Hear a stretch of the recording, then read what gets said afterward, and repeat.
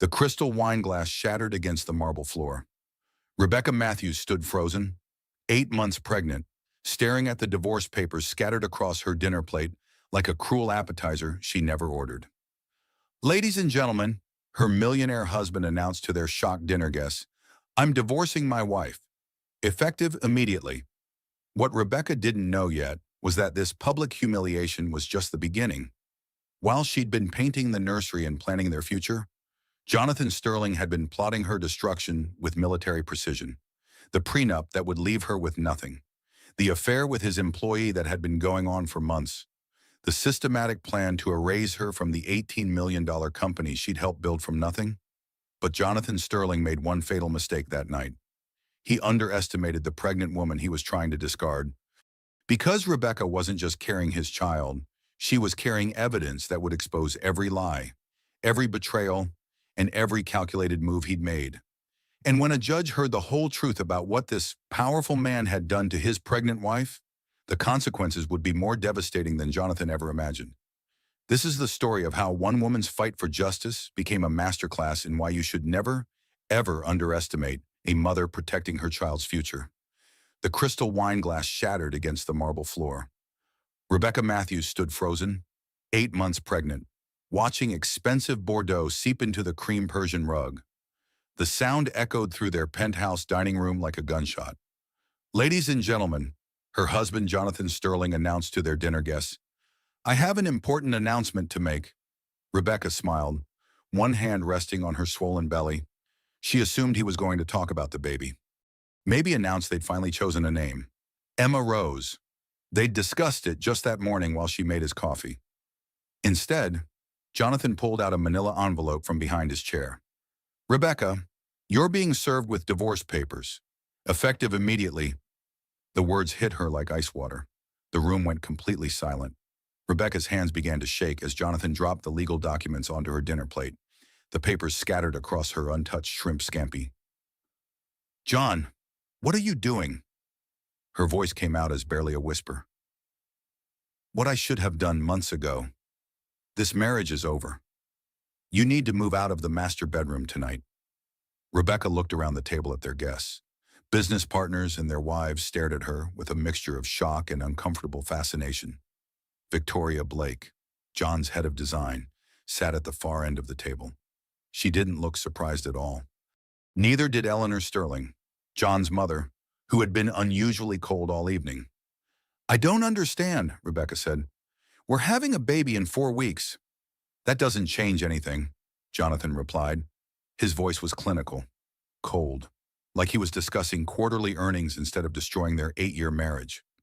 Rebecca's phone buzzed in her lap. She checked it instinctively. Lock, unlock, lock, unlock, lock. The same nervous habit she'd developed during stressful board meetings. 3 times. Always 3 times.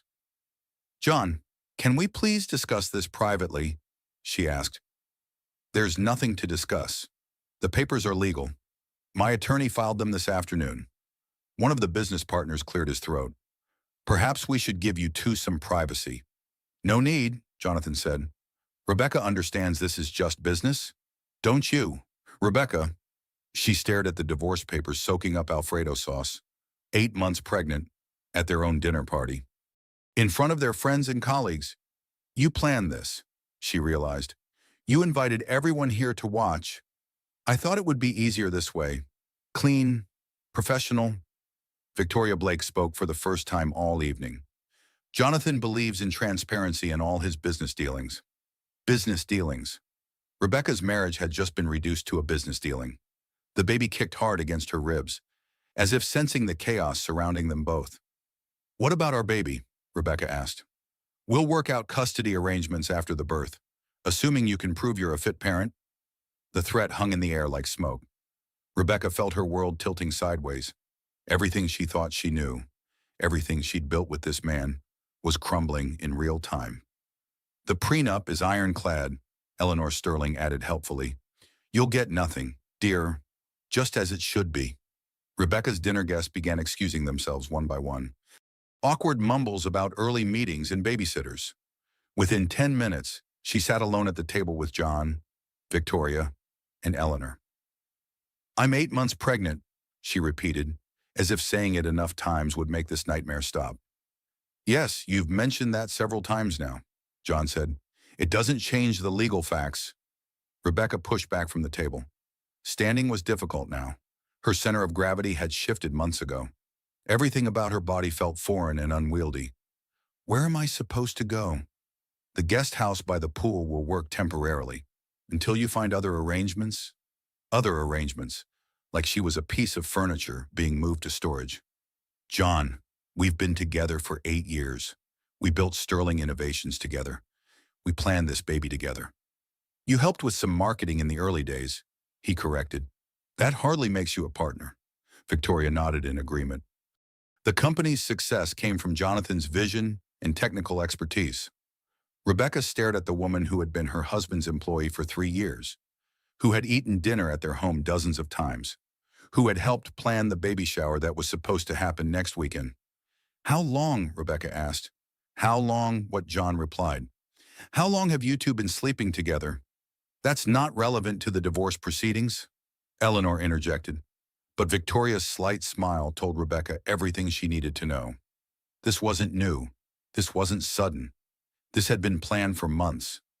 Rebecca's hands moved protectively over her belly. The baby she was carrying. The life she'd been nurturing while her husband and his employee plotted her destruction. I need to call Sarah, she said. Your friend can't help you with this, John said. This is a legal matter now. Rebecca walked carefully toward the kitchen, her phone clutched in her trembling hand. Behind her, she could hear John and Victoria talking in low voices. Planning. Always planning. In the kitchen, she dialed Sarah Mitchell's number with shaking fingers. Becca, what's wrong? You sound terrible. Sarah, I need you to come over. Something's happened. Is it the baby? Are you in labor? No, it's John. He served me with divorce papers. At dinner, in front of everyone. Silence on the other end of the line. I'm on my way, Sarah said. Don't do anything. Don't sign anything. I'll be there in 20 minutes. Rebecca hung up and leaned against the granite countertop.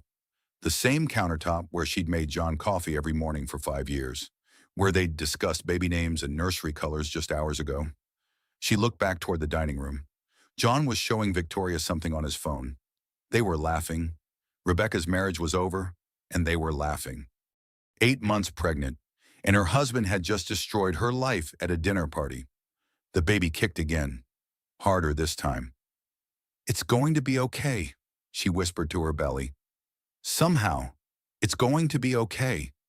But as she stood alone in the kitchen of the home she'd helped build, watching her husband plan her exile with his mistress, Rebecca wasn't sure she believed her own words. The crystal wine glass lay shattered on the dining room floor, just like everything else she'd thought was unbreakable. Sarah Mitchell arrived 45 minutes later to find Rebecca sitting on the kitchen floor, still in her black maternity dress, surrounded by scattered divorce papers. She'd been trying to read through them, but the legal language blurred together through her tears. Oh, honey, Sarah knelt down carefully, her nurse's instincts kicking in. Are you hurt? Is the baby okay? The baby's fine. I'm fine. Everything's fine. Rebecca's voice came out flat, mechanical. Except my husband just ended our marriage in front of 12 people, and apparently I get nothing. Sarah helped Rebecca to her feet. Where is he now? He left with Victoria? Said he was walking her to her car. That was 2 hours ago. Victoria Blake. His employee, Victoria. His girlfriend, Victoria. Apparently. Maybe his fiancée, Victoria, by now. Who knows what they're celebrating? Sarah's face darkened. I never liked her. Something about the way she looked at John during company parties. Like she was measuring him for a suit. The front door opened and closed. Heavy footsteps echoed across the marble entryway. John was back. He appeared in the kitchen doorway, his tie loosened, his hair slightly messed. Rebecca noticed lipstick on his collar. Not her shade. Sarah, he nodded coolly.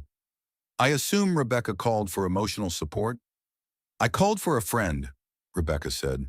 Something you wouldn't understand anymore. John ignored the barb. We need to discuss practical matters. You'll need to move your things to the guest house tonight. I've already had the locks changed on the master bedroom. You changed the locks. Sarah's voice pitched higher. She lives here. This is her home. This is my home, John corrected.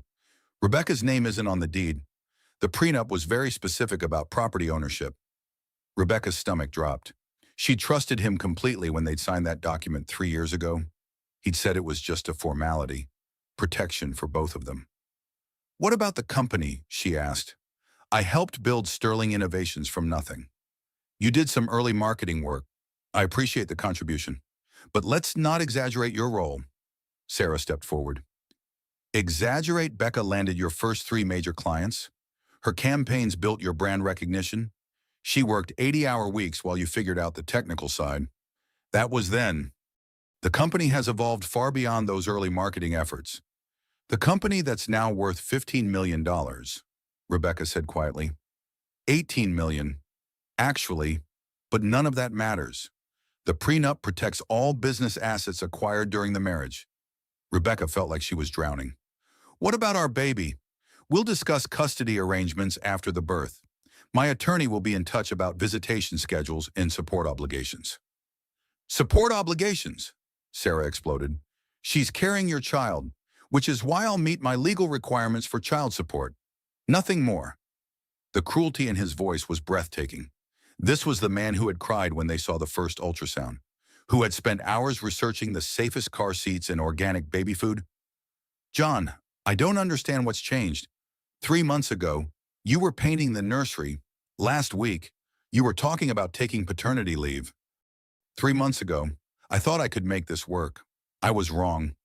Because of Victoria. Because I realized what I actually need in a partner. Victoria understands the business world. She's driven, ambitious, focused. She doesn't spend her days obsessing over paint colors and baby gear. Each word hit Rebecca like a physical blow. Everything she'd been excited about, everything she'd thought they were building together, had been nothing but an annoyance to him. I'm not crazy, she said, more to herself than to him. I know what I saw, the way you two looked at each other tonight, the way she knew where everything was in our house. How long has this been going on? The timeline is irrelevant. The timeline is everything, Sarah shouted.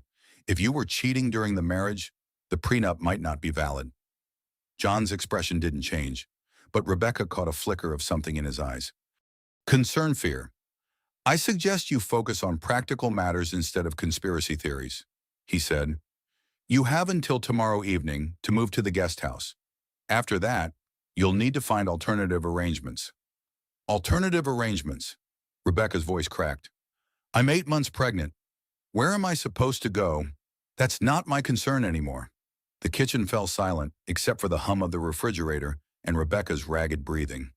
She looked around the space she'd decorated, where she'd planned meals and hosted friends and dreamed about feeding her baby in a high chair next to the window.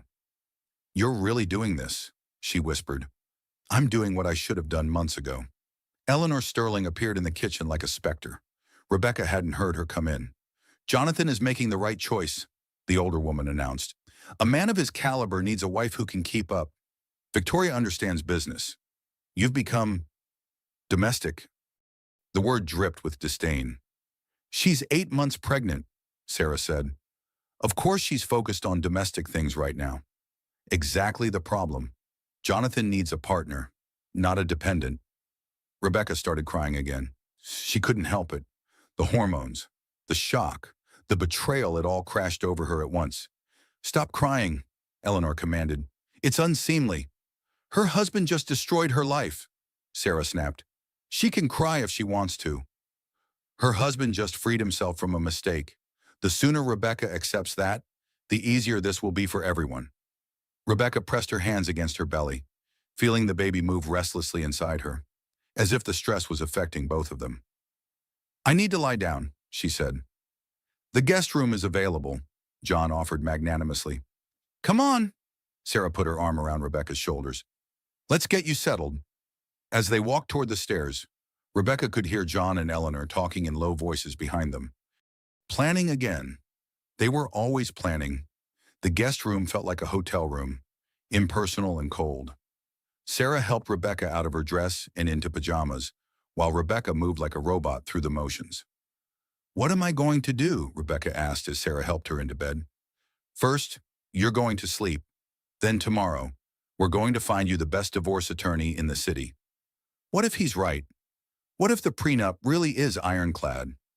Then we'll find a way around it. You built that company with him. Becca, you deserve half of everything." Rebecca closed her eyes, but sleep felt impossible. Every time she started to drift off, she remembered another detail from the evening. John's cold voice, Victoria's smug smile, Eleanor's cruel words. Through the thin walls, she could hear John on the phone in his office, probably talking to his attorney, or to Victoria, or both. Her phone buzzed on the nightstand, a text message from an unknown number. "Don't fight this. You'll lose everything. Just take what's offered and disappear." Rebecca showed the message to Sarah, who scowled. "They're trying to intimidate you, which means they're scared. Scared of what he holds all the cards. Not all of them. We just need to figure out what cards you're holding." Rebecca lay back against the pillows, one hand on her belly. The baby was quiet now, finally settled. "I trusted him completely," she whispered. "How could I have been so stupid?" "You weren't stupid. You were in love. There's a difference. The signs were all there, weren't they? The late nights, the business trips, the way he pulled away when I started showing. Hindsight is always clearer. You couldn't have known he was capable of this." But Rebecca was starting to think maybe she had known. Deep down, in the part of her mind she'd been ignoring for months. The part that noticed how Victoria always seemed to know about John's schedule before she did. The part that wondered why John suddenly needed so many evening meetings. The part that felt his emotional distance growing with each week of her pregnancy. She'd pushed those thoughts away because facing them would have meant facing the truth she wasn't ready to handle. Now the truth was crushing her anyway. 8 months pregnant, homeless, and apparently penniless. The man she'd loved and trusted had just publicly humiliated her and cast her aside like an outdated piece of furniture. And somewhere in this nightmare, she had to find the strength to be a mother. The baby kicked softly, and Rebecca whispered another promise into the darkness. "I'll figure this out. I promise. You're going to be okay." Even if she wasn't sure how, Rebecca couldn't sleep. At 2:30 in the morning, she gave up trying and wandered through the house like a ghost. Every room held memories that now felt poisoned, tainted by the knowledge that while she'd been building a life, John had been planning its destruction. She started in their home office, the same room where they'd worked side by side during Sterling Innovation's early days. Her marketing materials still filled half the filing cabinets, campaign mock-ups, client proposals, contract negotiations, all proof of her integral role in building the company. The first client presentation sat in a frame on the bookshelf. Harrison Industries. She'd landed that account with a pitch she'd practiced for weeks while John perfected the technical specifications. $50,000. Their first real money. Now John claimed she'd done some early marketing work, as if those early clients hadn't been the foundation of everything that followed. Rebecca pulled out her old laptop and powered it up. The screen flickered to life, showing folders full of campaigns she'd created, branding strategies that had positioned Sterling Innovations as the innovative, trustworthy company it became. She clicked through file after file, logo designs, social media campaigns, press releases, client testimonials. Her fingerprints were on every aspect of the company's public face. But more than that, she found email threads with John from those early days, messages full of excitement, collaboration, and love. When had that changed? When had his emails become purely functional, devoid of warmth? A memory surfaced. 6 months ago, when she'd first gotten excited about the nursery, she'd sent John photos of paint samples and crib options. His response had been curt. "Whatever you think is best. I'm busy with the Henderson project." At the time, she'd thought he was just stressed about work. Now she wondered if he was already planning his exit strategy. Rebecca moved to the living room, the leather sofa where they'd celebrated their first major contract, the coffee table where they'd spread out business plans and dreamed about the future, the mantelpiece that displayed their wedding photo and ultrasound pictures side by side. She sat in the same spot where John had proposed 4 years ago. He'd been nervous, fumbling with the ring box, talking about building something lasting together. She'd cried happy tears and said yes immediately. Had any of it been real, or had she been convenient until something better came along? The car keys hung by the front door. Rebecca grabbed them and walked to the garage. The same garage where she'd sat in the car 3 months ago, unable to face going inside after catching John in what he'd claimed was just a business dinner with Victoria. She'd known then. Some part of her had known, but instead of confronting it, she'd chosen to believe his explanations, chosen to focus on the pregnancy and ignore the growing distance between them. Rebecca started the car but didn't drive anywhere. She just sat in the driver's seat, remembering all the times she'd talked herself out of her suspicions. The night John came home with lipstick on his collar. Victoria spilled wine on herself. I was helping her clean up. The weekend he claimed to be at a tech conference, but the company's social media showed no conference activity. The new cologne he started wearing, the gym membership he suddenly cared about, the way he stopped initiating physical contact once her belly started showing. Each memory felt like a knife twist. Not because the signs hadn't been there, but because she'd actively ignored them. Her phone buzzed. A text from Sarah. Can't sleep either. Want company? Rebecca texted back. In the garage. Come find me. 20 minutes later, Sarah slipped into the passenger seat wearing sweatpants and a concerned expression. What are we doing out here? Remembering things I should have paid attention to. Such as, Rebecca told her about the business dinners, the late nights, the emotional distance. Sarah listened without judgment, occasionally nodding in recognition. I should have seen it coming, Rebecca finished. You were 8 months pregnant and trying to trust your husband. That's not a character flaw. It feels like one right now. They sat in comfortable silence for a while. Then Sarah asked, What's your best memory with John before things went wrong? Rebecca thought about it. 2 years ago, Sterling Innovations had just landed the Morrison account, our biggest client yet. John was so excited he picked me up and spun me around in the office. Then we went home and cooked dinner together and talked about buying this house. What happened to that version of him? I think that version was an act, or maybe he really did love me then, but only when I was useful to him. What do you mean I was useful when the company needed marketing expertise? I was useful when he needed someone to host dinner parties and charm clients. But now what's useful about a pregnant wife when you have an ambitious mistress who can do the job without stretch marks and morning sickness? Sarah reached over and squeezed Rebecca's hand. You're more than useful. You're brilliant, creative, and strong. If John can't see that, he's an idiot. An idiot with $18 million and all the legal protections. Money isn't everything. It is when you're about to be homeless with a newborn. Rebecca's phone rang. Dr. Amanda Ross, her obstetrician. Rebecca, I'm sorry to call so late, but I just got a concerning message from your husband's office. Something about needing to transfer your medical records immediately. Rebecca's blood went cold. Transfer them where? The message wasn't clear.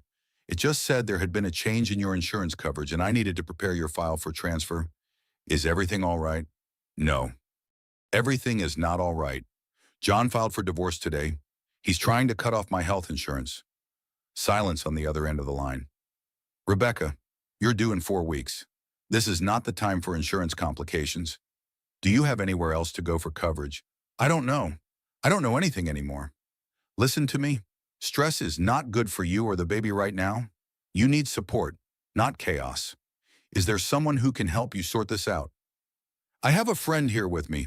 We're trying to figure things out. Good. Call my office first thing Monday morning. We'll work something out for your care, insurance or no insurance. You're not going through this alone. After Dr. Ross hung up, Rebecca stared at her phone in disbelief. He's cutting off my health insurance 4 weeks before I'm due. Sarah's face flushed with anger. That's evil. That's beyond cruel. It's strategic. He wants me desperate, so I'll take whatever settlement he offers without fighting. We need to call a lawyer first thing Monday morning. What lawyer is going to take a case against John Sterling? He knows every high-powered attorney in the city. Then we find someone he doesn't know. Someone who specializes in prenups and abandonment cases. Abandonment cases. Becca, think about what happened tonight. He didn't just file for divorce. He humiliated you publicly, cut off your insurance, and ordered you out of your home while you're 8 months pregnant. That's not normal divorce behavior. That's abandonment. A spark of something hope. maybe flickered in Rebecca's chest. Do you really think there's a case there? I think John just made a huge mistake by being so cruel about this. If he'd handled things differently, been reasonable about the divorce, he might have been able to hide behind that prenup. But this looks like calculated cruelty designed to force you into compliance. Rebecca felt the baby move restlessly inside her. Even in the womb, her daughter was responding to the stress. I'm sorry, little one, she whispered to her belly. Mommy's going to figure this out. She's going to be fine, Sarah said firmly. You both are. John thinks he holds all the power because he has money and lawyers, but he just showed his hand. He revealed exactly what kind of man he really is. What do you mean? Tonight wasn't about wanting a divorce. Tonight was about destroying you. And there's a difference. Legally speaking, there's a big difference. Rebecca looked back toward the house. Lights were still on in John's office, probably still on the phone with his attorney. Or with Victoria, planning the next phase of Rebecca's destruction. But for the first time since those divorce papers hit her dinner plate, Rebecca felt something other than despair. She felt angry. John thought he could discard her like an outdated business plan. He thought he could humiliate her publicly and she'd slink away quietly. He was wrong. Let's go inside, she said. I need to start gathering evidence. What kind of evidence? Email records, financial documents, business files, anything that proves what I contributed to Sterling Innovations. If John wants to play hardball, he's about to find out he's not the only one who knows how to fight. The baby kicked approvingly, and Rebecca smiled for the first time all day. John Sterling had just made the biggest mistake of his life. He'd underestimated the mother of his child. Monday morning arrived gray and cold. Rebecca stood in the guesthouse kitchen, staring at boxes of her belongings that John had unceremoniously moved during the night.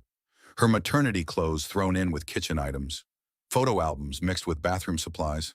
No care, no consideration, just everything dumped like garbage.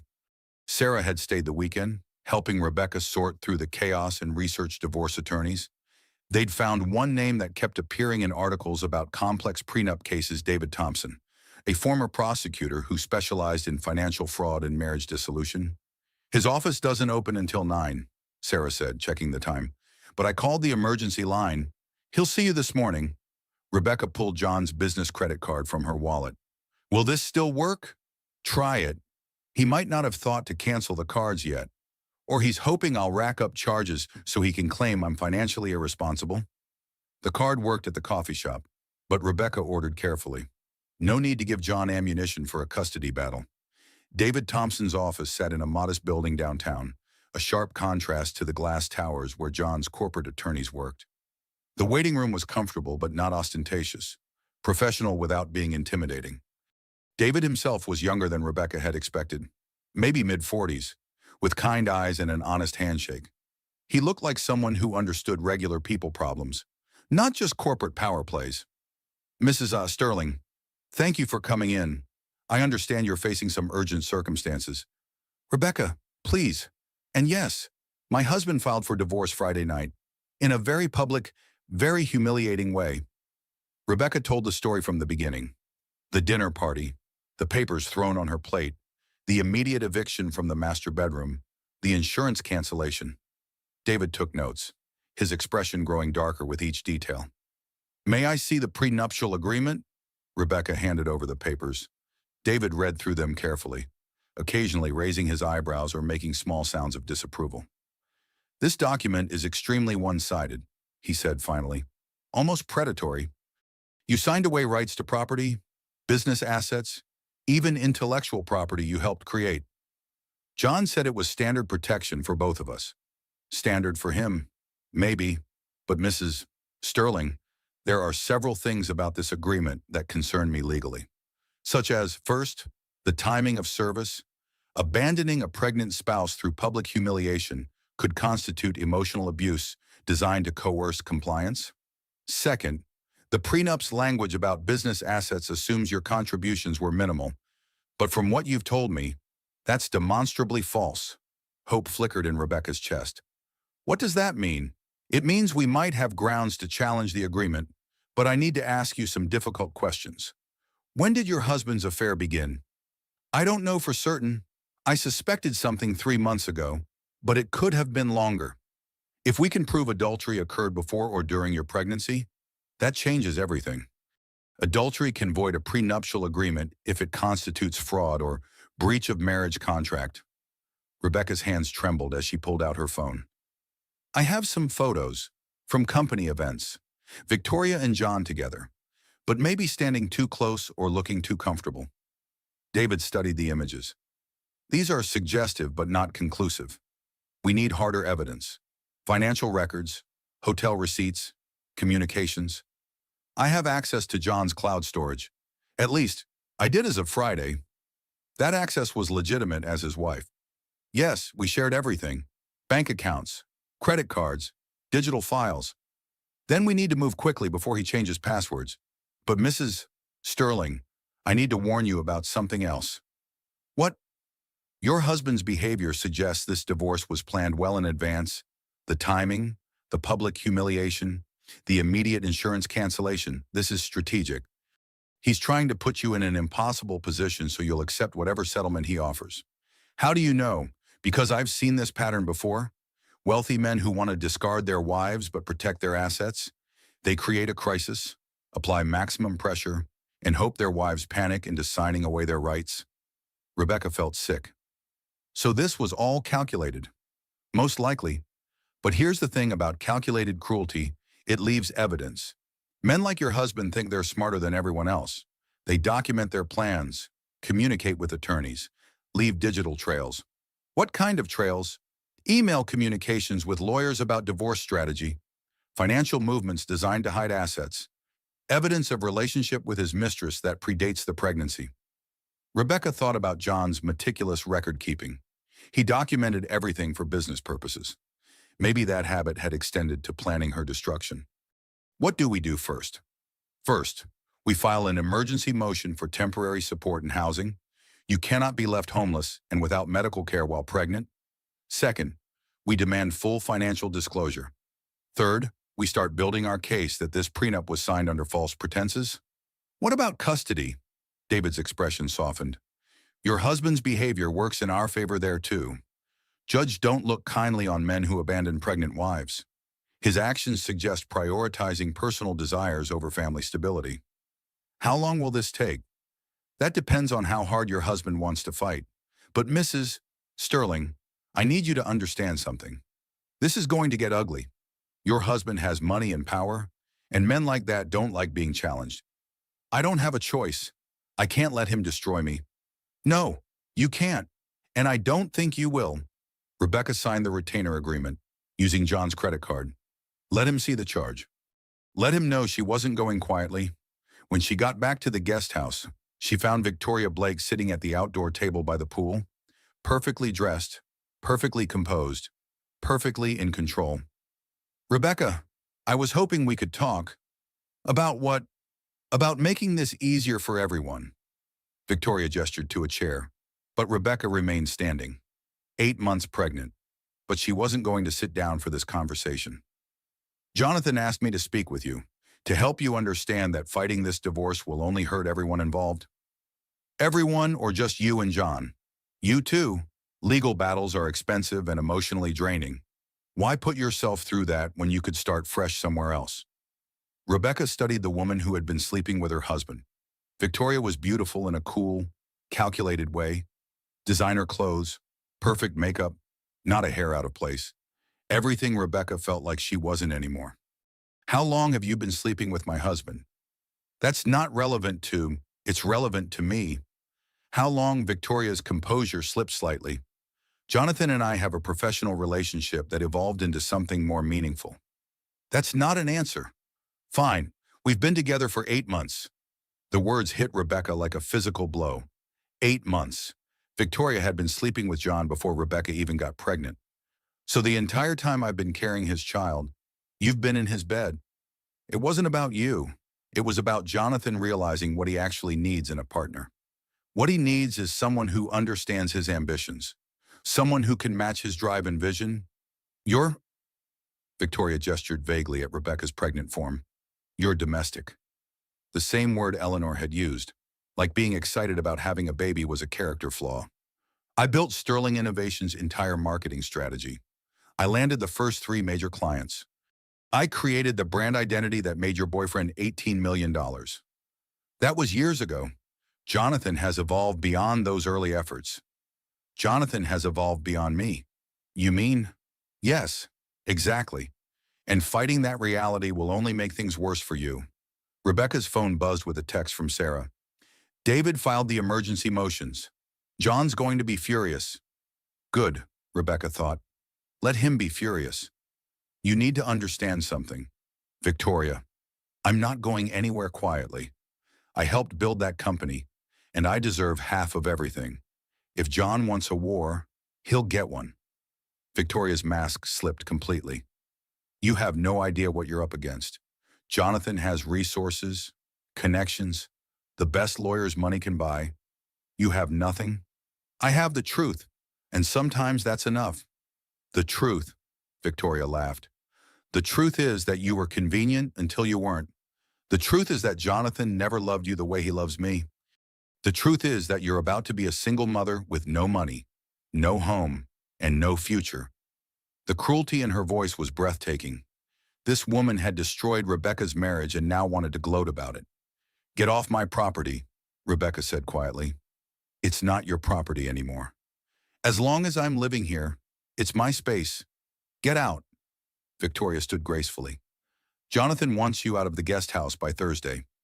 Make arrangements. After Victoria left, Rebecca sat down heavily in the chair. Her hands were shaking again, but not from fear this time. From rage. She pulled out her phone and called David Thompson. David, it's Rebecca. I just had a very interesting conversation with my husband's mistress.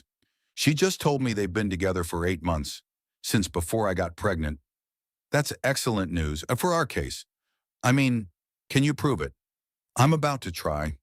Can you walk me through accessing John's digital files legally? Absolutely. Let's start with his calendar and email records. Rebecca smiled grimly as she walked back toward the main house. John and Victoria thought they held all the cards. They were about to discover they'd made a crucial mistake. They'd told the truth to the wrong person. Rebecca spent Tuesday morning systematically downloading 8 years of John's digital life. Emails, calendar entries, financial records, photo metadata, everything she could access before he changed the passwords. The evidence painted a devastating picture of calculated deception. The affair with Victoria hadn't just started 8 months ago. It went back over a year. Hotel receipts, dinner reservations, even a weekend in Napa, while Rebecca thought John was at a tech conference. But more damning were the emails between John and his attorney, Marcus Webb, planning sessions that started 6 months ago, long before Rebecca knew anything was wrong. We need to time this carefully, John had written. After the baby is born, but before she can claim abandonment, make sure the prenup is airtight. Consider waiting until she's no longer pregnant, Webb had replied. Divorcing a pregnant woman creates sympathy problems with judges. Can't wait that long. Victoria's getting impatient. Rebecca printed everything, her heart breaking with each new revelation. The man she'd loved had been planning her destruction for months while she picked out baby clothes and painted the nursery. Her phone rang. Sarah, how's the evidence gathering going? Devastating. Want to hear something terrible? John's been planning this since before I was showing.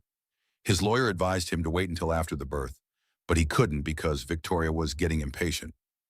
That's actually good news. How is that good news? Because it proves premeditation, and because it shows he prioritized his mistress's timeline over his pregnant wife's well-being. David's going to love this. A car pulled into the driveway. Rebecca looked out the window and saw Eleanor Sterling emerging from her silver Mercedes, carrying what looked like legal documents. I have to go. John's mother just showed up. Do not sign anything. I don't care what she threatens. Eleanor let herself in through the front door without knocking. She found Rebecca in the office, surrounded by printed emails and financial records. Rebecca, dear, we need to talk. About what? Eleanor set her briefcase on the desk and pulled out a thick folder. About ending this unpleasantness as quickly as possible. You mean my marriage? Yes. John's ending that quite effectively. I mean this ridiculous legal challenge you've initiated. David Thompson called Jonathan's attorney this morning with some preposterous demands. Demanding basic rights isn't preposterous. Eleanor opened the folder and pulled out a document. This is a settlement offer. $500,000 immediate payment, plus health insurance through your pregnancy. In exchange, you drop all legal challenges and move out immediately. Rebecca stared at the number. $500,000. More money than she'd ever imagined having, but a fraction of what half of Sterling Innovations was worth. That's generous considering you have no legal standing, Eleanor continued. The prenup is ironclad. Is it because my attorney seems to think there are problems with it? Eleanor's smile turned cold. Your attorney is giving you false hope to generate fees. When this ends up in court, who do you think the judge will believe, a successful businessman with impeccable reputation, or a hysterical pregnant woman making wild accusations? The hysterical pregnant woman with documented proof of adultery and premeditated abandonment. Eleanor's confidence wavered for just a moment. What proof? Rebecca gestured to the printed emails scattered across the desk. John's been planning this divorce for 6 months with his attorney, while I was growing his child and believing we were building a life together. That proves nothing illegal. Maybe not illegal, but definitely immoral. And judges don't like immoral behavior when it comes to child custody and spousal support. Eleanor leaned forward. Listen to me very carefully. Rebecca, you are nobody. You come from nobody. Jonathan could destroy you in court without breaking a sweat. This offer is your only chance to walk away with anything. Destroy me how? Character assassination? Financial records showing your shopping habits? Your lack of contribution to household income? Your emotional instability during pregnancy? By the time Jonathan's attorneys finish with you, you'll be lucky to get supervised visitation with your own child. The threat hung in the air like poison. Rebecca's hands moved protectively to her belly. You're bluffing. Am I? Jonathan has resources you can't imagine. Private investigators, media connections, political influence. He could make your life a living hell. And I have evidence that he's been planning this abandonment for months while committing adultery with his employee. Evidence that his behavior constitutes emotional abuse designed to coerce compliance. Eleanor's eyes narrowed. What kind of evidence? Rebecca picked up one of the printed emails and read aloud. Victoria's getting impatient. We need to move forward with the divorce regardless of Rebecca's pregnancy status. The timing isn't ideal, but we can't wait. The color drained from Eleanor's face. Jonathan wrote that to his attorney 4 months ago, Rebecca continued. While I was planning our baby shower, while I thought my husband loved me, that email proves nothing. It proves premeditation. It proves adultery. It proves that John prioritized his mistress's impatience over his pregnant wife's well-being. And there are dozens more just like it. Eleanor stood abruptly, gathering her papers. You're making a mistake, Rebecca, a very costly mistake. The only mistake I made was trusting your son. After Eleanor left, Rebecca called David Thompson immediately. David, John's mother just offered me $500,000 to disappear quietly.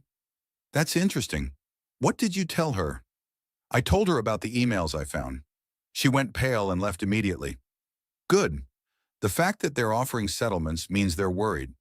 What did you find in the emails? Rebecca spent 20 minutes walking David through the evidence. Planning sessions, timeline discussions, financial strategies, the systematic dismantling of her marriage while she remained oblivious. This is excellent work, Rebecca. This kind of premeditation could void the prenup entirely. Really, absolutely. A prenuptial agreement assumes both parties are entering marriage in good faith. If John was already planning adultery and abandonment, that constitutes fraud. What happens now? Now we file an amended motion with this new evidence, and we request an emergency hearing. The sooner we get in front of a judge, the better. Rebecca hung up feeling something she hadn't felt in days: hope. Her phone buzzed with a text from an unknown number. Stop digging or you'll regret it. Then another, think about your baby's future before you destroy it. Rebecca screenshot both messages and forwarded them to David immediately. His response came back quickly. File a police report. Document everything. They're scared. That evening, John came to the guest house personally. Rebecca watched him approach through the window, noting his agitated body language. Rebecca, we need to talk. About what? About the legal nonsense you've started. It's not good for anyone. It's not good for you. You mean? John sat down uninvited. I'm trying to be reasonable here. The settlement offer is generous. $500,000 for 8 years of marriage and half of an $18 million company. That's generous. You didn't build the company. You did some early marketing work. Rebecca pulled out printed copies of her campaign portfolios. Harrison Industries, Meridian Corp, TechFlow Solutions.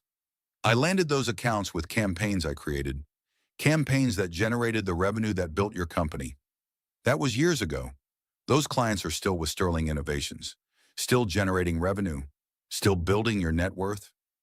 John's expression darkened. You're making this harder than it needs to be.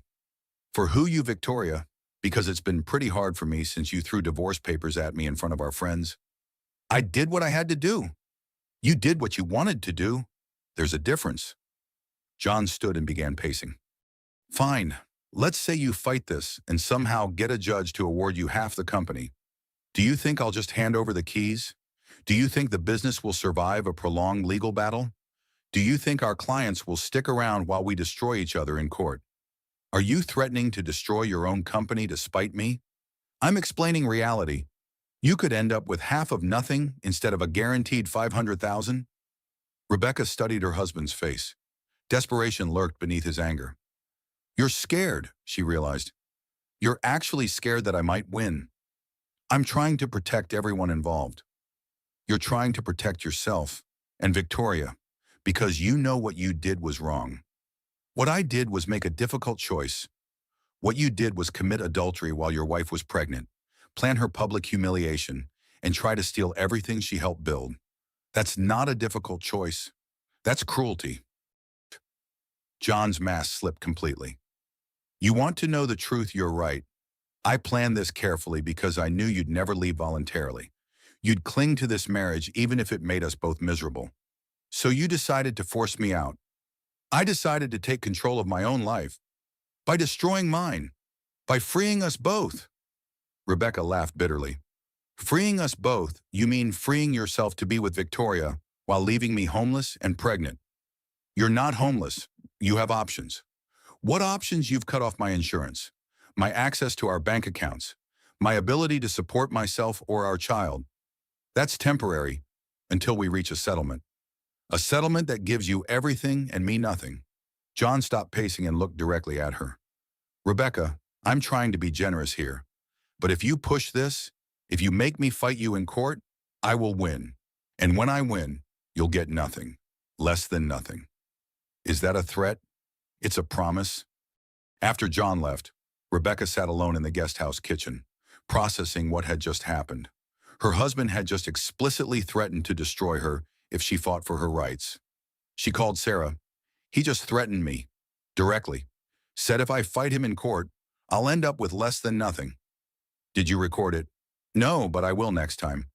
There won't be a next time. You're not meeting with him alone anymore. This is getting dangerous. Dangerous how? Becca, think about what we're dealing with. A man with millions of dollars, powerful connections, and a demonstrated willingness to destroy his pregnant wife to get what he wants. Men like that don't just give up when challenged. Rebecca's hands moved to her belly. The baby was active tonight, responding to her elevated stress levels. What are you saying? I'm saying we need to be careful, document everything, record everything, and never meet with John alone again. He's the father of my child. I can't avoid him forever. Right now, he's a man who sees you as an obstacle to his happiness. That makes you dangerous to him. After Sarah hung up, Rebecca double-checked the locks on all the doors and windows. For the first time since this nightmare began, she felt genuinely afraid, not just of losing everything, but of what John might do to ensure she lost everything. Wednesday morning brought unexpected chaos. Rebecca woke to her phone buzzing with notifications. Local business reporters had picked up the story of John's divorce filing, and Sterling Innovations' stock price was dropping. Tech CEO files for divorce from pregnant wife, read the headline in the Business Tribune. The article was brief but damaging, highlighting the timing and public nature of the filing. Rebecca's phone rang immediately. David Thompson. Have you seen the news coverage? Just now. How did reporters find out so fast? Divorce filings are public record, but someone tipped them off about the circumstances. The fact that you're 8 months pregnant makes this a human interest story. Is that good or bad for us? Good. Public pressure works in our favor. Your husband's business depends on reputation and client relationships. This kind of negative attention costs money. As if summoned by their conversation, Rebecca's phone rang with a call from Marcus Webb, John's attorney. Mrs. Sterling, this is Marcus Webb. We need to discuss an immediate resolution to this situation. I thought all communication was supposed to go through my attorney. This is an emergency situation. The media attention is damaging my client's business interests. We're prepared to significantly improve our settlement offer. How significantly? $2 million, immediate payment, full health insurance for you and the child until age 18, plus a confidentiality agreement. Rebecca's head spun. $2 million, 4 times the previous offer. I need to discuss this with my attorney. Mrs. Sterling, this offer expires at 5 p.m. today. The media situation is forcing us to accelerate our timeline. After Webb hung up, Rebecca immediately called David. They just offered $2 million with full health coverage. The offer expires at 5 p.m. That's panic money. They're terrified of the media coverage getting worse. Should I take it? Not yet. Let me make some calls. The fact that they jumped from $500,000 to $2 million tells me they think you could get much more in court. Rebecca spent the morning monitoring news coverage and social media. The story was spreading beyond business publications. Mommy bloggers were picking it up, women's rights websites were sharing it, and pregnant and divorced was starting to trend on social media. Each new article painted John in a worse light. Comment sections filled with outraged women sharing their own stories of abandonment and betrayal. Her phone rang again. Sarah. Have you seen the Sterling Innovations website? No. Well, 2 major clients just posted statements about reviewing their partnerships pending resolution of personal matters affecting company leadership. Rebecca pulled up the company website and social media pages. The damage was spreading fast. Client concerns, employee rumors, stock price volatility. John's gambit to destroy her quietly was backfiring spectacularly. At noon, Victoria Blake appeared at the guest house again. This time she looked less composed. Her perfect makeup couldn't hide the stress lines around her eyes. This has to stop, Victoria said without preamble. What has to stop? The media circus? The social media campaign? You're destroying Jonathan's reputation? I'm not running any social media campaign. I'm not talking to reporters. You don't have to. The story is writing itself. Pregnant wife abandoned by millionaire husband. It's every woman's worst nightmare. It's my reality. Victoria's composure cracked further. Do you have any idea what this is costing the company? We've lost 2 major accounts since yesterday. The Hendricks project is on hold. Our stock price is down 12%. That's not my problem anymore. According to the prenup, I have no stake in the company. Jonathan is prepared to offer you $5 million to end this immediately. Rebecca blinked. $5 million. The offers were escalating by the hour. $5 million. $5 million, plus full health coverage for you and the child, plus a house, purchased outright, in your name. All you have to do is sign a confidentiality agreement and disappear from public view. Disappear. Move somewhere else. Start over. Let Jonathan rebuild his reputation and his business. Rebecca thought about $5 million. Financial security for herself and her daughter. Never having to worry about money again, but also never being able to tell her story. Never being able to expose what John had done. Never getting justice for the humiliation and betrayal. I need to think about it. The offer expires at 3 p.m. Jonathan can't wait any longer. The business is hemorrhaging money. After Victoria left, Rebecca called David immediately. $5 million now. They're panicking. Rebecca, I need to tell you something. I've been doing research on Sterling Innovations' financial structure.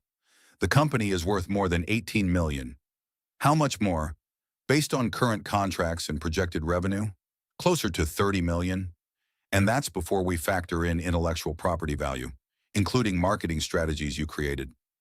Rebecca's heart pounded. So half would be $15 million, minimum. Maybe more if we can prove your intellectual property contributions added ongoing value.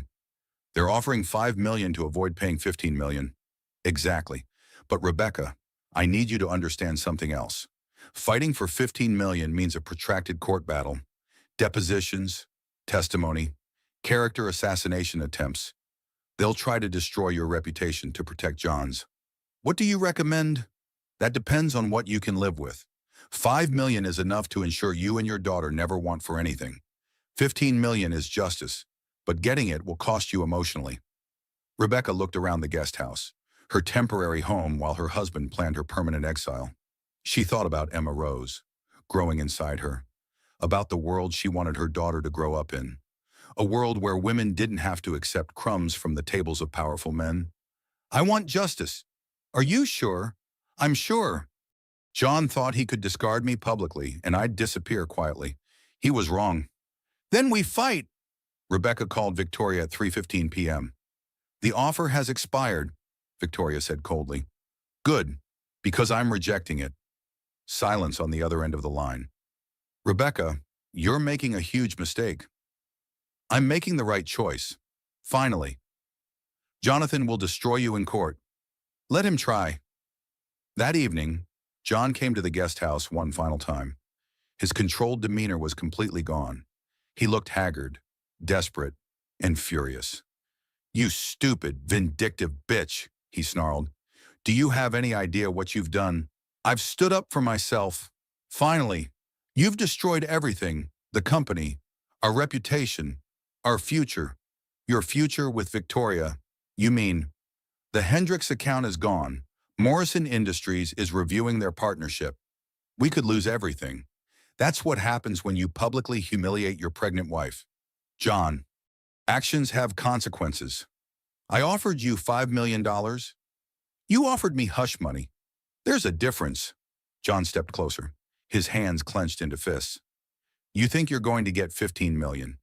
You think any judge is going to award you half my company? You're nobody, Rebecca. You're a glorified secretary who got lucky. I'm the woman who helped build your empire and the mother of your child, and I'm not disappearing quietly. Yes, you are. One way or another. The threat was unmistakable. Rebecca stepped back, her hands moving protectively to her belly. Are you threatening me and your unborn child?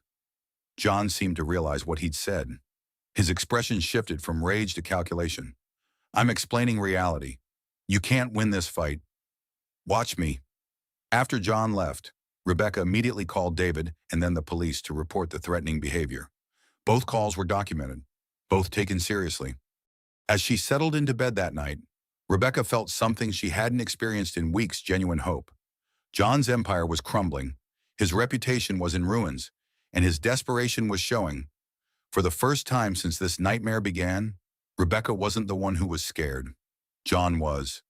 And scared men make mistakes. Expensive, legally actionable mistakes.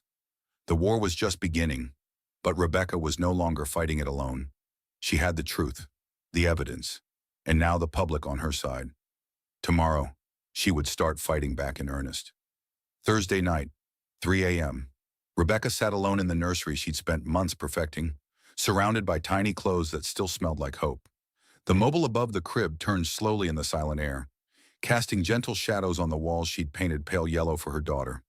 Emma Rose was due in 3 weeks. 3 weeks to resolve the legal battle, find permanent housing, and somehow prepare to be a single mother with no family support system. The baby was restless tonight, responding to Rebecca's stress with constant movement. She pressed her hands against her belly, feeling tiny feet kick against her ribs. I'm sorry, sweetheart, she whispered. Mommy's scared too. The guest house felt impossibly small in the darkness. Every sound made her jump. Every shadow seemed threatening. John's words echoed in her mind, one way or another. What if Eleanor was right? What if Rebecca really was nobody fighting somebody with unlimited resources? What if she was just deluding herself about having any chance of winning? Her phone buzzed with another anonymous text. Drop the case or you'll lose everything, including your daughter. Rebecca screenshot the message with shaking hands and forwarded it to David. The threats were escalating, becoming more specific, more personal. She'd tried calling Sarah earlier, but her friend was working a double shift at the hospital. For the first time in weeks, Rebecca was completely alone with her fears. The nursery still held traces of the life she'd thought she was building. The rocking chair where she'd planned to nurse Emma Rose, the changing table John had assembled while complaining about the incomprehensible directions, the bookshelf filled with children's stories she'd been collecting since her first trimester. All of it felt like a monument to her naivety now. Rebecca pulled out her laptop and opened a document she'd been avoiding, a list of everything that would need to change if she lost the case. Cheaper housing, budget childcare, community health clinics instead of private doctors, not just for her, but for Emma Rose. The baby deserved better than a mother who'd gambled everything and lost. Maybe John was right. Maybe she should take whatever settlement he offered and build a quiet life somewhere else. $5 million was more than most people ever dreamed of having. But $5 million wouldn't change the fact that John had publicly humiliated her, that he'd abandoned his pregnant wife for his mistress, that he'd tried to steal credit for work she'd done and contributions she'd made. $5 million wouldn't heal the betrayal or restore her dignity. Rebecca looked at the ultrasound photos taped to the nursery wall. Emma Rose at 20 weeks, sucking her thumb. At 30 weeks, turning away from the camera like she was already camera shy. What if I'm making the wrong choice?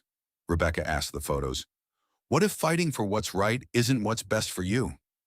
The baby kicked hard, as if answering. Rebecca's phone rang. Dr. Amanda Ross. Rebecca, I'm sorry to call so late, but I just finished my shift and saw your message about the insurance situation. Are you all right? Physically? Yes. Emotionally? I don't know anymore. Talk to me. What's happening? Rebecca found herself pouring out everything. The legal battle, the media attention, the threats, the impossible choice between justice and security. I don't know if I'm being brave or stupid, she finished. Can I tell you something as someone who's seen a lot of women in difficult situations? Please, the women who fight for themselves raise daughters who know how to fight for themselves. The women who accept less than they deserve raise daughters who think that's normal. But what if fighting means losing everything? And what if not fighting means teaching your daughter that men can discard women whenever it's convenient? Rebecca stared at the ultrasound photos through blurry eyes. I'm so tired of being scared. Then stop being scared and start being angry. You have every right to be furious about what's been done to you. After Dr. Ross hung up, Rebecca walked through the main house one more time. Her house. The house she'd helped choose, decorate, and fill with memories. John wanted to erase her from it like she'd never existed. In his office, she found a framed photo from their wedding day. John looking genuinely happy, Rebecca glowing with love and hope. Had any of it been real, or had she just been convenient until something better came along? She took the photo and went back to the nursery. Looking at her younger self, Rebecca realized something important. That woman in the wedding dress had been strong enough to build a company, land major clients, and create marketing campaigns that generated millions in revenue. She'd just forgotten her own strength somewhere along the way. You know what, Emma Rose, she said to her belly. Mommy's done being scared. Daddy made a huge mistake when he underestimated us. Rebecca opened her laptop and began typing an email to David Thompson. David, I've been thinking about settlement offers and strategy. I want you to know that I'm fully committed to fighting this case, not just for the money, but for the principle. John Sterling publicly humiliated his pregnant wife and tried to steal credit for her contributions to his company. That behavior shouldn't be rewarded with a quick, quiet settlement. I'm prepared for this to get ugly. I'm prepared for them to attack my character, my fitness as a mother, my contributions to the business. Let them try. I have documentation, evidence, and witnesses. More importantly, I have the truth. My daughter deserves to grow up knowing that her mother fought for what was right, even when it was difficult, especially when it was difficult. Please proceed with filing all motions and preparing for trial. I'm done being intimidated. She sent the email at 3:37 a.m. By 4 a.m., she had a response. Rebecca, I'm proud of you. This is the right choice. We're going to win this case. Get some sleep. Tomorrow we start fighting back in earnest. Rebecca looked around the nursery one more time. In 3 weeks, Emma Rose would be here. And when she arrived, she'd find a mother who had fought for their future instead of accepting scraps from a man who'd tried to destroy them both. The mobile above the crib caught a breeze from the air conditioning, spinning slowly in the pre-dawn darkness. the same mobile John had hung while grumbling about the assembly instructions.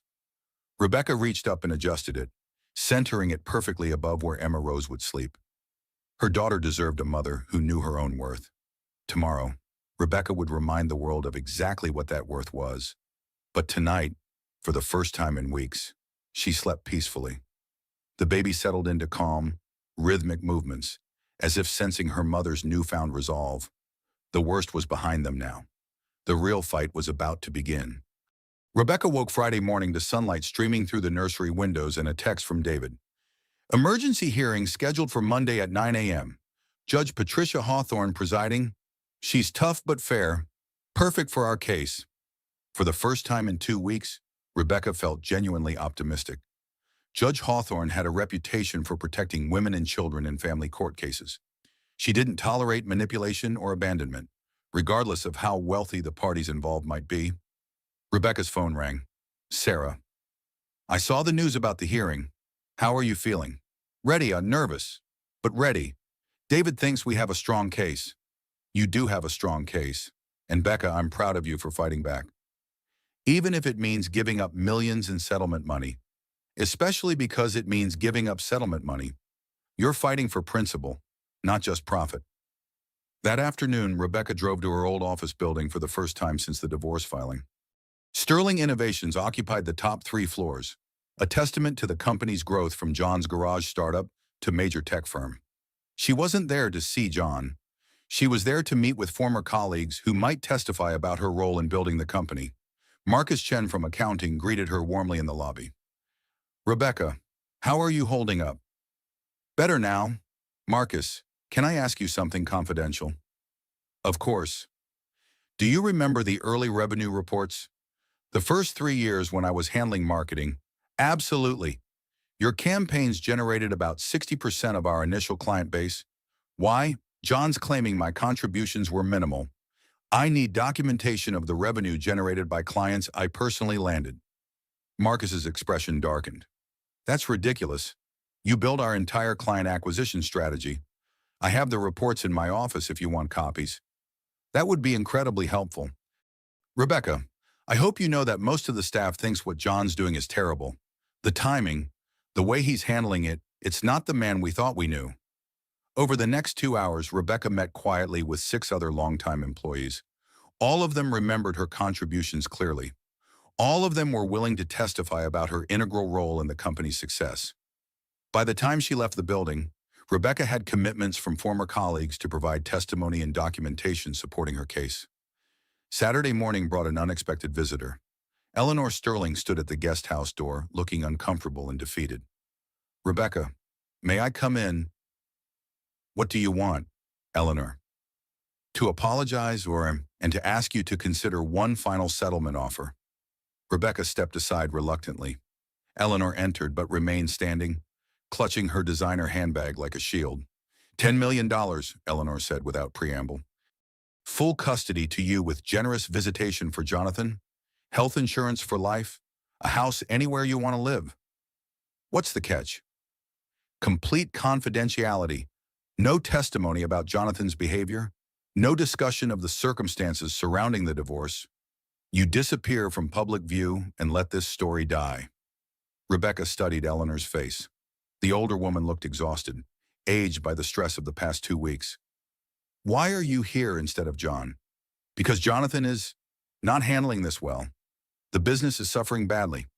3 more clients have paused their contracts. The board is asking difficult questions. Good. Rebecca, please. I know you have every right to be angry, but destroying Jonathan won't heal your pain. I'm not trying to destroy him. I'm trying to get what I'm owed. $10 million is more than you're owed for 3 years of marketing work. It's not about the marketing work anymore. It's about 8 years of marriage, shared dreams, and the public humiliation of a pregnant woman. Eleanor sat down heavily. I raised Jonathan to be ambitious, to prioritize success above all else. I didn't raise him to be cruel. Yet here we are. Yes, here we are. Eleanor looked directly at Rebecca for the first time. You know, I actually admire what you're doing. Standing up to someone with more power and resources than you have, it takes courage. Then why are you asking me to stop? Because I love my son, even when he's wrong, and because I'm genuinely concerned about what continued publicity will do to your daughter's future." Rebecca's hands moved to her belly. "What do you mean?" "This story will follow Emma Rose her entire life. The daughter of the millionaire who abandoned his pregnant wife. Do you want her growing up with that burden?" It was a cruel but effective argument. Rebecca had been so focused on fighting John that she hadn't considered the long-term impact on Emma Rose. "Think about it," Eleanor continued. $10 million, complete privacy, a fresh start somewhere new. Your daughter grows up without the shadow of this scandal." After Eleanor left, Rebecca called David immediately. $10 million and they want to seal everything permanently. Complete confidentiality. That's serious money. What are you thinking? "I'm thinking about my daughter growing up with this story following her around. Maybe Eleanor's right about the burden that creates." "Rebecca, can I share something with you? I've handled dozens of these cases. Wealthy men who think they can buy silence after they've behaved badly. You know what happens when women take the money and disappear. What? The men do it again. To the next woman, or the one after that. Because they learn that consequences can be purchased. So this isn't just about me. No. It's about setting a precedent.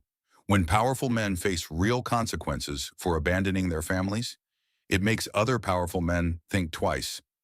Rebecca thought about Victoria Blake, so confident that John would never face real repercussions for his behavior. About Eleanor's casual dismissal of domestic concerns as somehow lesser than business ambitions. "What do you think Emma Rose would want her mother to do?" "I think she'd want her mother to be brave, to show her that women don't have to accept being discarded when they become inconvenient." That evening, Rebecca met Sarah for dinner at a quiet restaurant downtown. The first normal evening she'd had in weeks. "So what's your gut telling you?" Sarah asked. "My gut says that taking $10 million is the smart, practical choice, but my heart says that some things are more important than money." "Like what?" "Like teaching my daughter that she's worth fighting for. That she should never accept less than she deserves just because it's easier." "That sounds like you've made your decision." "I think I have, but I'm terrified I'm making the wrong choice." "Becca, let me ask you something. 5 years from now, which choice do you think you'd regret more? Taking the money or fighting for justice?" Rebecca considered the question carefully. "Fighting for justice and losing would hurt, but taking the money would feel like betraying everything I believe in." "Then you have your answer." Sunday afternoon, Rebecca called Eleanor Sterling. "Eleanor, it's Rebecca. I've considered your offer. And I'm declining. I'll see you in court Monday morning." Silence on the other end of the line. "Rebecca, you're making a terrible mistake." "Maybe, but it's my mistake to make. Jonathan will not be happy about this."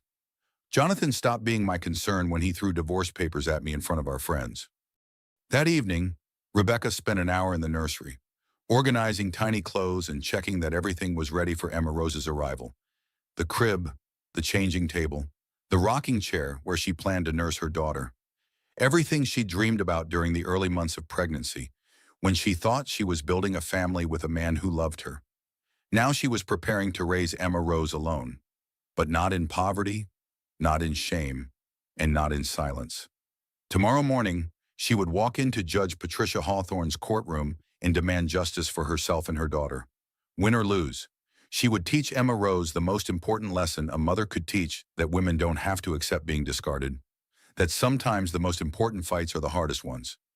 That courage isn't the absence of fear, it's fighting for what's right despite the fear. Rebecca turned off the nursery light and whispered a promise to her unborn daughter. "Whatever happens tomorrow, you'll know your mother fought for you. You'll know you're worth fighting for." The baby kicked gently, as if in agreement. Tomorrow would change everything. But tonight, Rebecca slept peacefully, knowing she'd made the right choice. Monday morning, 9 a.m. sharp. Rebecca walked into Judge Patricia Hawthorne's courtroom wearing her best maternity dress and carrying a folder of evidence that would either vindicate her or destroy her chances of a decent settlement. Judge Hawthorne was a stern-looking woman in her late 50s with sharp eyes and a reputation for cutting through legal nonsense to get to the truth. She looked at the packed courtroom reporters, curious onlookers, and Sterling Innovations employees with obvious disapproval. "This is a family court proceeding, not a circus," she announced. Anyone here for entertainment purposes can leave now. Half the gallery emptied immediately. John sat at the plaintiff's table with Marcus Webb and two other high-powered attorneys. He looked confident, composed, and expensive. Everything Rebecca wasn't. David Thompson had assembled their case with military precision, character witnesses, financial experts, forensic accountants who had analyzed Sterling Innovation's growth patterns. Everything needed to prove Rebecca's integral role in building the company. Your Honor, Marcus Webb began, this is a straightforward divorce proceeding. The prenuptial agreement clearly outlines asset distribution. Mrs. Sterling is attempting to void a legal contract she signed willingly. Your Honor, David responded, we will demonstrate that Mr. Sterling committed fraud by concealing his intent to commit adultery, engaged in systematic abandonment of his pregnant wife, and is attempting to steal credit for intellectual property his wife created. Judge Hawthorne reviewed the case files for several minutes while the courtroom remained silent. Finally, she looked up. Mr. Webb, your client served divorce papers to his 8 months pregnant wife at a dinner party. Can you explain the reasoning behind this timing and method? Your Honor, my client believed direct communication would minimize confusion and emotional manipulation. Emotional manipulation? Judge Hawthorne's eyebrows rose. Mr. Sterling, please stand. John stood confidently. Mr. Sterling, in your opinion, what constitutes emotional manipulation in a marriage? Your Honor, I believe attempting to use pregnancy or emotional appeals to prevent a spouse from making necessary life changes could be considered manipulative. I see. And throwing legal documents at a pregnant woman during a social gathering that's not emotionally manipulative. John's confidence wavered slightly. Your Honor, I felt directness was preferable to prolonged uncertainty. Directness. Judge Hawthorne made a note. Mr. Thompson, please present your evidence of fraud. David stood and approached the bench with printed emails. Your Honor, these communications between Mr. Sterling and his attorney show planning for this divorce began 6 months ago, while Mrs. Sterling was pregnant and unaware of any marital problems. Judge Hawthorne read through the emails, her expression growing darker with each page. Mr. Sterling, according to this email dated 4 months ago, you wrote, Victoria is getting impatient. We need to move forward regardless of Rebecca's pregnancy status. Can you explain this statement? John glanced at his attorneys before answering. Your Honor, that refers to business decisions Miss Blake was eager to implement. Business decisions that required divorcing your pregnant wife. Your Honor, the business and personal matters were separate issues. Judge Hawthorne held up another printed email. This message to your attorney reads, timeline for divorce proceedings should prioritize protection of assets over timing considerations. Rebecca's pregnancy is inconvenient, but not legally relevant. Mr. Sterling, how do you explain planning your wife's asset forfeiture while she carried your child? The courtroom was dead silent. John's attorneys whispered urgently among themselves. Your Honor, those emails are taken out of context. Mr. Sterling, I'm reading direct quotes from your own communications. In what context would planning to divorce your pregnant wife while hiding assets be appropriate? Rebecca watched John's composure crumble in real time. The man who had seemed so confident and in control was clearly unprepared for Judge Hawthorne's direct approach. Mr. Thompson, please present evidence of Mrs. Sterling's contributions to the marital assets. David called Marcus Chen from Sterling Innovation's accounting department. Mr. Chen, can you describe Mrs. Sterling's role in the company's early development? Mrs. Sterling created all marketing materials for our first 3 years. Her campaigns generated approximately 60% of our initial client base. Harrison Industries, Meridian Corp., TechFlow Solutions, all accounts she personally landed and managed. What was the revenue value of those accounts? Collectively, over $8 million in the first 5 years. Many of those clients are still with us today, continuing to generate revenue. David then called Linda Martinez, Sterling Innovation's former creative director. Ms. Martinez, in your professional opinion, what was Mrs. Sterling's role in establishing the company's brand identity? Rebecca created everything: logo design, marketing strategy, social media presence, client presentation materials. She built the entire public face of Sterling Innovations. Could the company have succeeded without those contributions? Absolutely not. Jonathan had brilliant technical ideas, but Rebecca made them marketable. She turned innovation into profit. Judge Hawthorne turned to John's legal team. Mr. Webb, do you have evidence contradicting these testimonies about Mrs. Sterling's business contributions? Marcus Webb looked uncomfortable. Your Honor, Mrs. Sterling's early marketing work was valuable, but the company has evolved far beyond those initial efforts. That's not what I asked. Do you have evidence that contradicts the testimony about her role in building the company's foundation? No, Your Honor. Mr. Thompson, please present evidence regarding the adultery allegations. David approached with hotel receipts, restaurant charges, and travel records. Your Honor, these financial records show Mr. Sterling and Ms. Blake sharing accommodations and meals over an 8-month period, including during Mrs. Sterling's pregnancy. He then called Victoria Blake herself to the stand. Miss Blake, when did your romantic relationship with Mr. Sterling begin? Victoria looked like she wanted to disappear. I don't see how that's relevant. Ms. Blake, you're under oath. When did your intimate relationship with Mr. Sterling begin? Approximately 8 months ago. Was Mrs. Sterling pregnant at that time? Yes. Did you know Mrs. Sterling was pregnant when you began your relationship with her husband? Victoria's pause spoke volumes. Yes. The courtroom buzzed with murmurs until Judge Hawthorne called for order. Ms. Blake, in your opinion, did Mr. Sterling plan to divorce his wife before or after beginning his relationship with you? We never discussed specific timelines. David produced more emails. Your Honor, this communication from Ms. Blake to Mr. Sterling reads, you need to handle the Rebecca situation soon. I can't keep pretending to be just a colleague. The timestamp shows this was sent 3 months ago. Judge Hawthorne studied the email. Ms. Blake, what did you mean by handle the Rebecca situation? I meant clarify the status of his marriage. By divorcing his pregnant wife, I didn't specify the method. Judge Hawthorne's expression showed exactly what she thought of that answer. After 2 hours of testimony, evidence presentation, and increasingly uncomfortable questioning, Judge Hawthorne called for a brief recess. When court reconvened, her expression was grim. I've reviewed all evidence and testimony. Mr. Sterling's behavior constitutes not just adultery, but calculated abandonment of a pregnant spouse. The prenuptial agreement is void due to fraud, as Mr. Sterling entered marriage with apparent intent to commit adultery and abandon his wife when convenient. John's face went pale. Furthermore, the timing and method of serving divorce papers demonstrate a pattern of emotional abuse designed to coerce compliance. Mrs. Sterling's contributions to marital assets are clearly documented and substantial. Judge Hawthorne looked directly at John. Mr.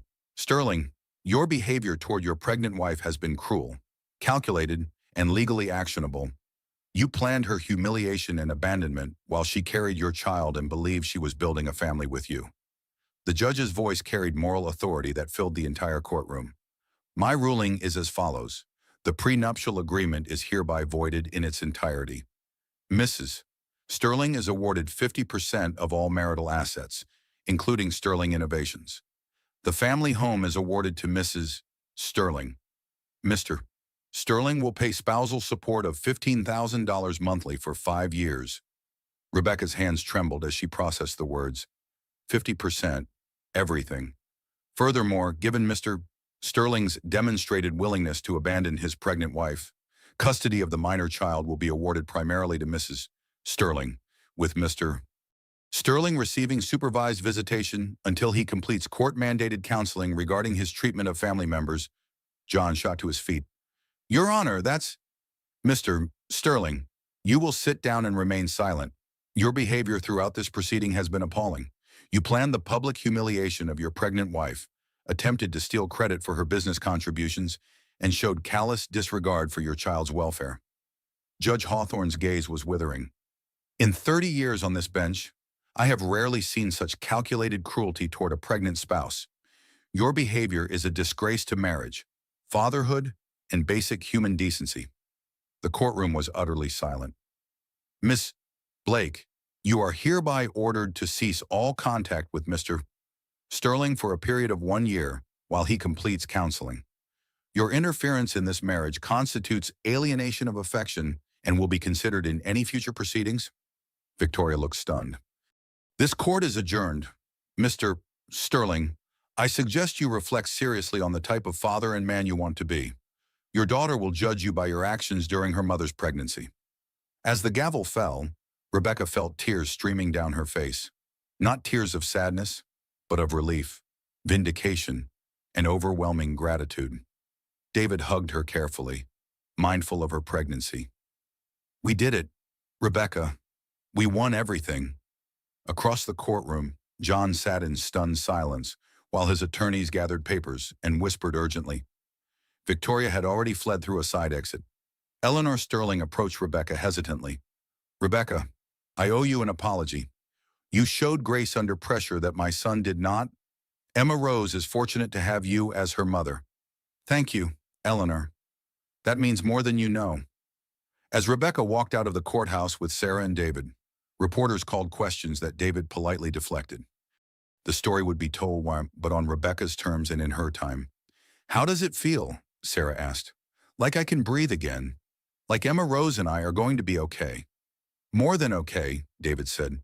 You're going to be incredibly well provided for. Rebecca looked back at the courthouse where justice had finally been served. John Sterling had learned that consequences couldn't be purchased, that wives weren't disposable, and that some fights were worth having regardless of the cost. Most importantly, Emma Rose would grow up knowing her mother had fought for them both and won. 6 months later, Rebecca sat in the rocking chair in Emma Rose's nursery, nursing her 3-month-old daughter in the golden afternoon light. The same nursery she'd decorated while believing she was building a family, now peaceful and filled with the quiet contentment of actual motherhood. Emma Rose was a beautiful baby with John's dark hair and Rebecca's determined chin. She was healthy, alert, and seemed to find the world endlessly fascinating.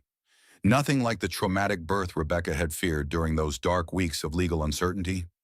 The house felt different now. Rebecca had redecorated after the divorce finalized, removing John's cold modern aesthetic and replacing it with warmth and light. The dining room where he'd thrown divorce papers now hosted book club meetings and playdates. The master bedroom where he'd locked her out had become a peaceful sanctuary where she and Emma Rose could rest. Sterling Innovations was thriving under new management. Rebecca remained a silent partner, collecting dividends that ensured Emma Rose's future while focusing her energy on raising her daughter and pursuing new ventures. The doorbell rang, and Rebecca heard Sarah's voice in the entryway. In the nursery, Rebecca called softly. Sarah appeared with grocery bags and her usual warm smile. How's our girl today? Perfect. She slept through the night for the first time. Already she's advanced like her mother. Rebecca had hired a housekeeper and part-time nanny, but Sarah still insisted on helping with everything from midnight feedings to grocery shopping. Having someone who genuinely cared made all the difference. Any word from your publisher? Sarah asked. Rebecca smiled. They want to move forward with the book, fighting back a mother's story of justice and starting over. That's wonderful. When do you start writing one? I already started.